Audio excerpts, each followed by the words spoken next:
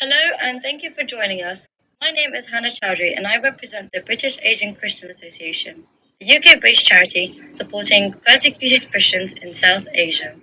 During a recent visit to Pakistan, I had the opportunity to meet Nawab Bibi, the widow of Zafar Bhatti, who died after years of suffering following false blasphemy accusations. Due to a language barrier, I asked our operations manager to conduct this interview on my behalf, so Nawab Bibi could speak freely and clearly in her own words.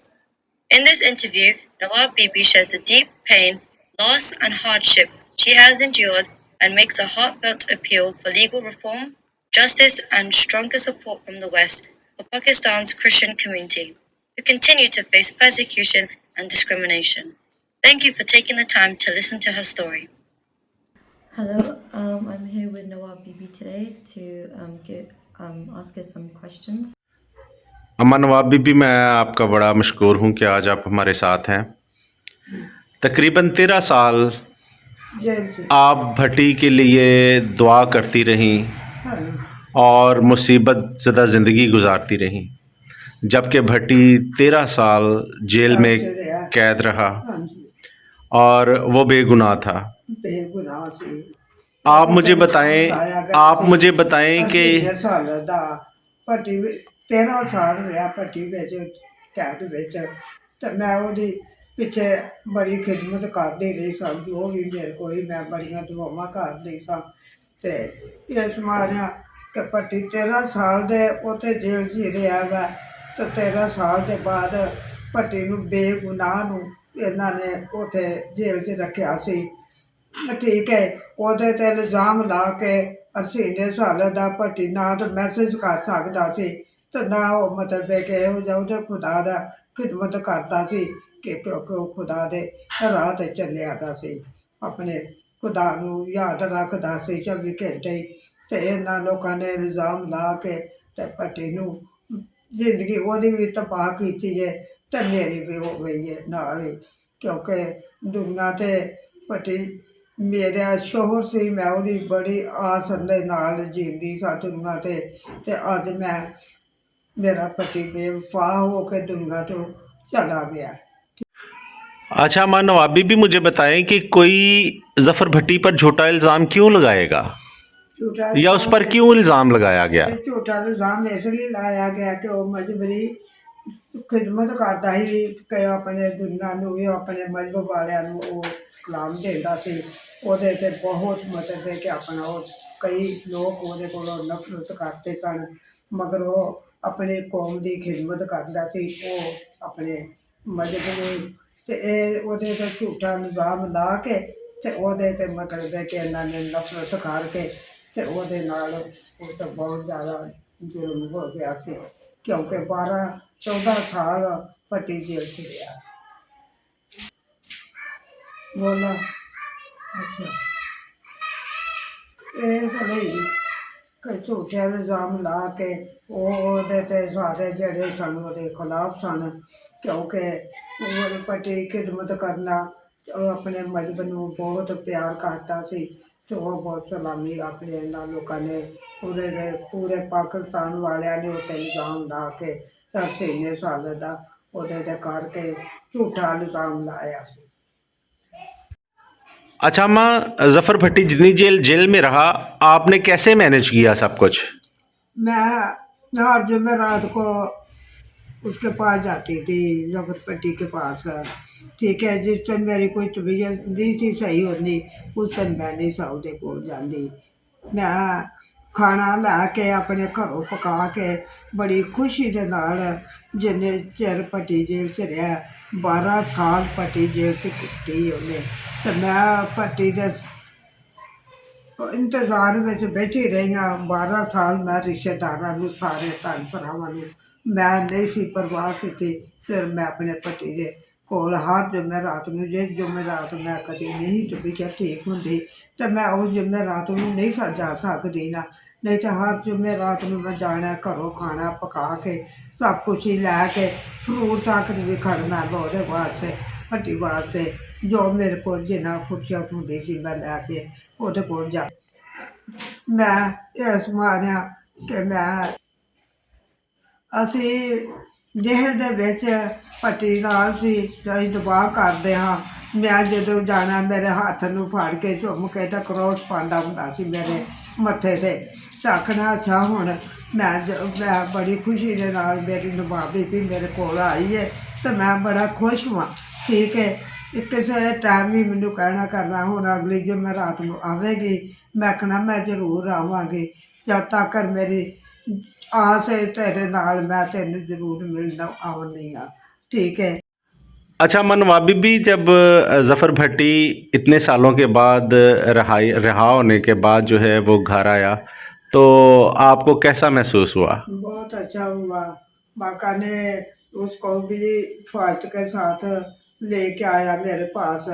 ठीक है, तो बहुत खुशी, इतनी खुशी हुई थी कि मैं कह रही थी कि इतने सालों के बाद मुझे मिला। तो बाका ने गले लगा के उसको भी तो बहुत खुशी के साथ उसने इतनी खुशी की है उसकी कि वो बहुत फौज से और उसको घर पे लेके आया। और फिर अमन नवाब बीबी सिर्फ ज़फ़र आपके पास 2 दिन रहा और उसके बाद ये बदतरीन हादसा जो है वो पेश आया। हादसा सुबह के टाइम में इधर ही था मेरे पास तो मुझे कहता कि मैं ना मुझे पानी दे दे, मुझे बहुत प्यास लगी है। मैं पानी उसको दिया, उसके पास बैठी हूँ तो उसने कोई बात नहीं की।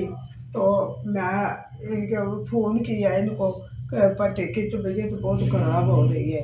ठीक है, इतने देर में मेरे पास आए हैं तो तबीयत उसकी अटैक हो गया। तो वह जब मेरे पास आया फिर वो अल्लाह के वाले हो गया। त्योहार का दिन था तो एम्बुलेंस का फिर इन लोगों ने इंतज़ाम किया। तो बस जो खुदा की मर्ज़ी थी, हमने दुआएं में बहुत की है मगर खुदा की मर्ज़ी थी। जितनी भी उसकी ज़िंदगी में दुनिया में है थी वो मेरे पास जुदाई रहा 12-13 साल से। तो मेरी कोई देर की खुशी नहीं पूरी हुई। ठीक है जी। तो मैं जब मेरे बेटा इन्होंने वो उसने मेरी एम्बुलेंस करवाई है, एम्बुलेंस करवा के तो उसको सुबह कर दी। पति इस वक्त अपने खुदा के पास पहुंचा, कोई उसको दर्द नहीं, दिल की नहीं, हड्ड की नहीं, जो भी उसको पाँव में दर्द थे सब जख्म उसके खत्म हो गए और अपने खुदा के पास पहुंच गए। अच्छा अमन नवाब बीबी, अब ब्लास्फेमी लॉज के बारे में क्या कहना चाहती हैं? मैं इसलिए कहना चाहती हूँ कि मैं पाकिस्तान को और बाहर वाले को कहती हूँ, सीनियर सालक का जो इल्ज़ाम ला के मसीह लोगों को करते हैं उनके साथ वो ख़त्म होना चाहिए। और मेरी अर्ज है कि इनके लोगों को अपने पाकिस्तानियों को भी सबको भी बाहर के लोगों को भी कि वो ख़त्म किया जाए। और सीनियर साल का मसीह लोग हाँ। सीनियर सालत का जो हमारे लोगों को ऊपर इल्ज़ाम लगता है, मैं सबको कहती हूँ कि इन लोगों को मसीह लोगों को जो ये लोगों का सीनियर साल का इल्ज़ाम लगा के तो मेरी अर्ज़ है कि सबको बचाओ। और मैं सब पाकिस्तान वालों को भी इनको भी मेरी अर्ज़ है कि मसीह लोगों के ऊपर ये जो इल्ज़ाम होता है इसको ये सीनियर सालत का दे के तो मैं सबके लिए फरियाद करती हूँ कि मेरी मिन्नत है कि इसको हो जावे तो मसीह लोगों को सबको और इन लोगों को फास्ट निगाह पानी है। अच्छा अमन नवाब बीबी, अब जबकि ज़फ़र भट्टी जो है वो इस दुनिया में नहीं रहे तो बाका वाले किस तरह से आपकी मदद अब कर रहे हैं? बहुत मदद कर रहे हैं जी। उसके जब उसके बॉडी का उन लोगों ने भी इंतज़ाम किया और जब एम्बुलेंस करवा के तो ज़फ़र भट्टी को कराची में लेके गए हैं। और आने जाने की उन लोगों ने बहुत खर्चा किया है क्योंकि कराची जाने का बहुत एम्बुलेंस करवाई है तो बहुत पैसे का। और मैं उनके साथ थी तो मेरा बहुत ख्याल किया उन लोगों ने।